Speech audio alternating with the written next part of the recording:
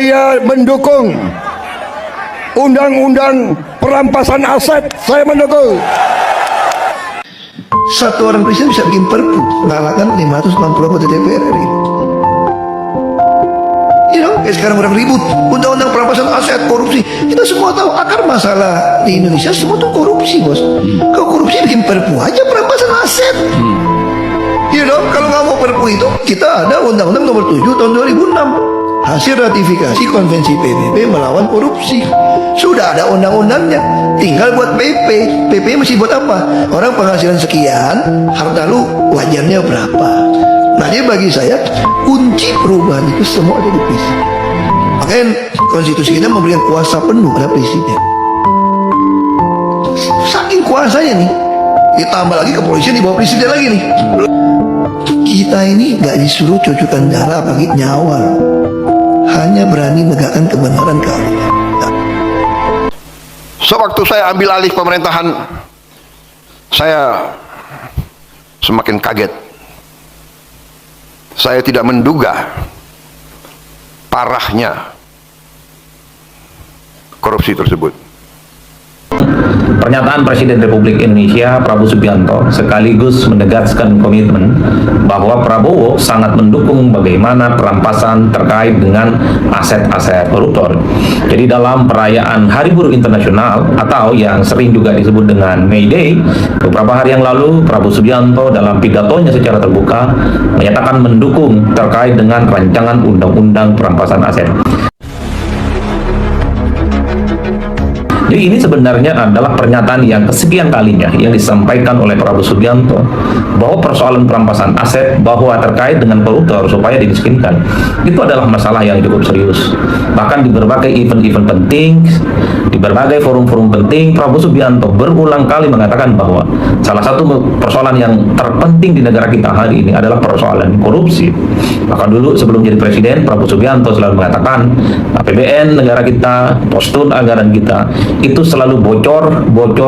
Itu tentu tidak terlepas dari perilaku korup yang dimiliki oleh pejabat-pejabat publik di semua lini di negara kita. Oleh karena itu, saya ingin menjadikan sebagai momentum bagaimana ketika seorang Presiden Republik Indonesia sudah mendukung terkait dengan rancangan undang-undang perampasan aset, lalu apa yang sebenarnya menjadi persoalan sehingga terkait dengan undang-undang ini tidak segera diwujudkan. Bahkan Menko Hukum dan HAM yaitu Pak Yusril Iza Mahendra selalu mengatakan bahwa pemerintah siap kapanpun untuk membahas persoalan terkait dengan rancangan undang-undang yang bisa memiskinkan koruptor ini dengan DPR. Sekarang tentu saja bolanya ada di DPR. Saat ini adalah kita tinggal tunggu bagaimana komitmen yang ada di kawan-kawan DPR yang saya kira sebagai institusi yang memang cukup otoritatif bicara terkait dengan undang-undang ataupun rancangan undang-undang. Oleh karena itu, kalau mau jujur sebenarnya publik kan menunggu sejak lama kapan ya kira-kira soal rancangan undang-undang perampasan aset itu disahkan, kapan direalisasikan dan kapan bisa diwujudkan.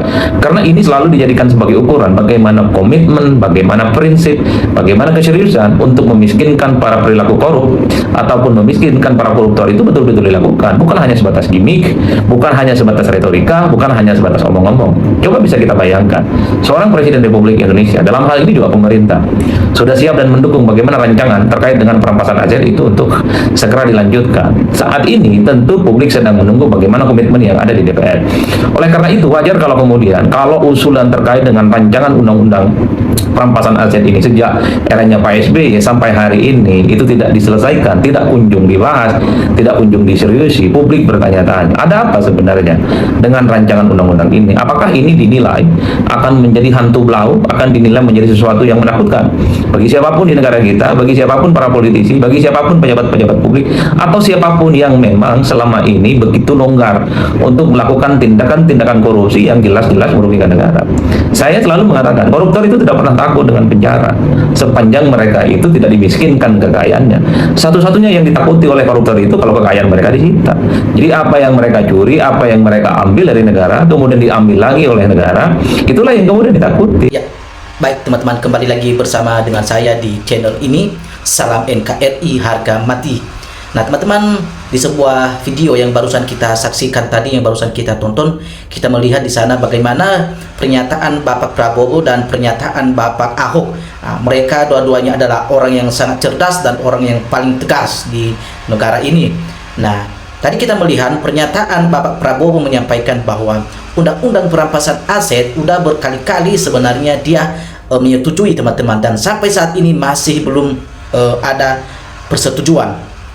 Nah, juga Ahok menyatakan bahwa ya kalau undang-undang perampasan aset belum disahkan, maka ya para koruptor ini adalah semakin meningkat dan semakin banyak yang dikorupsikan, teman-teman. Nah, kita lihat bagaimana pernyataan Ahok, ya bagaimana dia menanggapi masalah undang-undang yang telah dibuat dan direncanakan untuk disahkan, ya tentang undang-undang perampasan aset. Ya, beliau mengatakan bahwa undang-undang perampasan aset itu tidak perlu berlarut-larut, ya, tidak perlu ditunggu terlalu lama, teman-teman.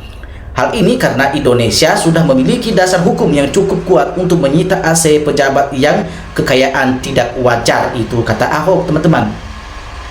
Nah, di Jakarta, ya Jakarta, Ahok telah mengatakan bahwa mantan Gubernur DKI Jakarta Basuki Cahayapurnama alias Ahok menyebut pembahasan ya RU atau undang-undang perampasan aset tidak perlu lagi berlama-lama. Hal ini karena Indonesia sudah memiliki dasar hukum yang kuat ya untuk menyita aset pejabat yang kekayaannya tidak wajar, ya tidak usah menunggu undang-undang perampasan aset, katanya. Itu disampaikan hari Kamis tanggal 18 September tahun 2025. Lalu kata Ahok bagaimana, teman-teman? Ahok ya mengingatkan sejak era Presiden Susilo Bambang Yudhoyono atau alias SBY, ya, Indonesia telah meratifikasi konvensi PBB melawan korupsi lewat Undang-Undang Nomor 7 Tahun 2006. Bapak SBY menandatangani Undang-Undang Nomor 7 Tahun 2006. Di situ ada hasil ya ratifikasi konvensi PBB melawan korupsi, katanya. Dalam regulasi itu, kata Ahok, sudah jelas tercantum mekanisme ya illicit enlistment, katanya. Nah, artinya ya jika pejabat negara memiliki kekayaan yang tidak sebanding dengan pajak yang dibayar, ya, yang tidak sebanding dengan pajak yang dibayar, maka harta tersebut bisa langsung disita oleh negara. Nah, di situ ada pasal yang mengatakan ya illicit ya enlistment. Jadi kalau ada pejabat negara kekayaan yang bertambah tidak sesuai dengan pajak yang dibayar, kira-kira itu ilegal. Itu Ahok mengatakan itu tuturnya, kata Ahok. Nah,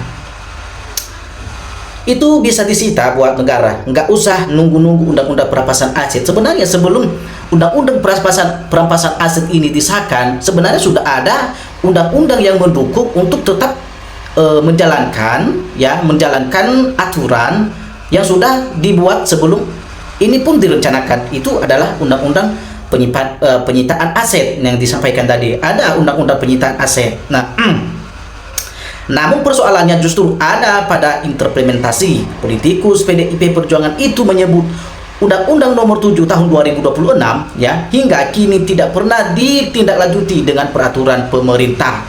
Nah, teman-teman, sangat lucu. Padahal itu sudah dibuat oleh pemerintah sendiri, tapi pemerintah sendiri itu juga tidak menindaklanjuti, tidak tidak menggunakan undang-undang yang mereka sudah sahkan. Nah, diketahui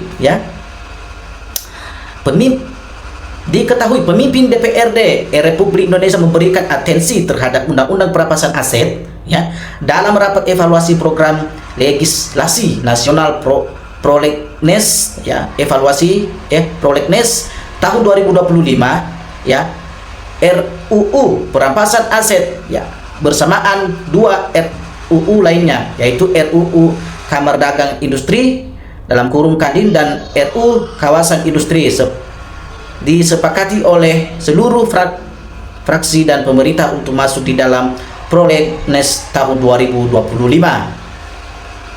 Nah, teman-teman, kita tahu bahwa jelas apa yang disampaikan Ahok itu adalah benar ya. Jadi sepertinya ada permainan yang dilakukan oleh pemerintah dalam hal ini. Ya, kita tidak tahu maksud dan tujuan mereka di balik apa yang lakukan ini, teman-teman. Semoga undang-undang perampasan aset ini segera disahkan oleh pemerintah dan terlebih-lebih, dan kita berharap kepada Bapak Presiden kita, Bapak Prabowo Subianto, segera memahami dan secepat menangani hal ini. Jangan sampai korupsi terus berkembang, ya, korupsi semakin banyak, ya. Beliau juga tadi mengatakan di awal videonya, kita dengar bahwa dia kaget, ya, setelah awal-awal dia menjabat, dia kaget bahwa korupsi semakin meningkat dan korupsi sudah ada di mana-mana. Nah, beliau sendiri yang mengatakan hal seperti itu, tapi namun di balik itu, ya, tidak ada keputusan-keputusan yang dibuat dalam penyesahan, ya, undang-undang perampasan aset yang akan dibuat ini. Nah, ini masih melayang-layang, teman-teman, ya. Barangkali para DPRD tidak mau menyetujui atau mengesahkan, ya. Mungkin masih ada yang perlu mereka pertimbangkan. Apa jangan-jangan mereka juga semua hampir semua terlibat di dalam untuk korupsi. Ya, kenapa? Ya, seperti ini kenapa harus ditunda-tunda terlalu lama, ya? Biar cepat, semakin lebih baik, lebih cepat. Nah, teman-teman, cukup menarik ya satu video yang barusan kita dapatkan ini, dan membuat kita semakin mengetahui dan bagaimana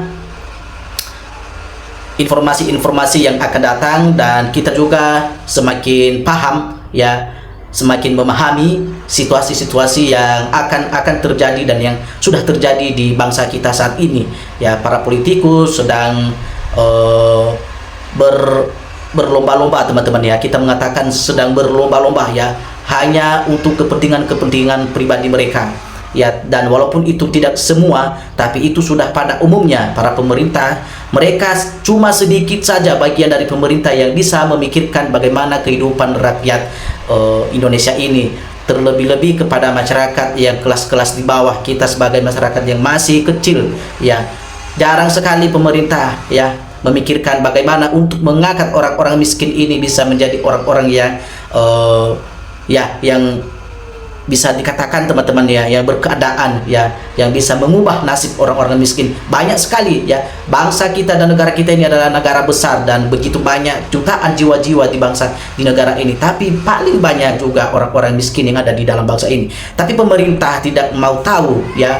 Pemerintah sibuk hanya mengurusin di luar yang terjadi di negara kita. Nah, bahkan pemerintah sibuk mengurus bencana, memberikan bantuan-bantuan kepada orang-orang luar negeri di sana, tapi di bangsanya sendiri, teman-teman, lupa bahwa ada orang yang membutuhkan, dan ada orang-orang yang membutuhkan kasih dan uluran tangan dari para pemerintah ini. Oke, teman-teman, semoga wawasan kita semakin luas, dan pencerahan-pencerahan melalui video yang kita barusan tonton ini membuat pikiran kita semakin memahami persoalan-persoalan yang sedang terjadi di bangsa kita saat ini. Oke, tetap semangat, kita dukung terus Pak Ahok, semoga beliau segera diangkat, tentu dalam mengatasi dan pemberantasan para korupsi-korupsi yang sedang merajalela saat ini. Oke, kita dukung selalu. Salam waras.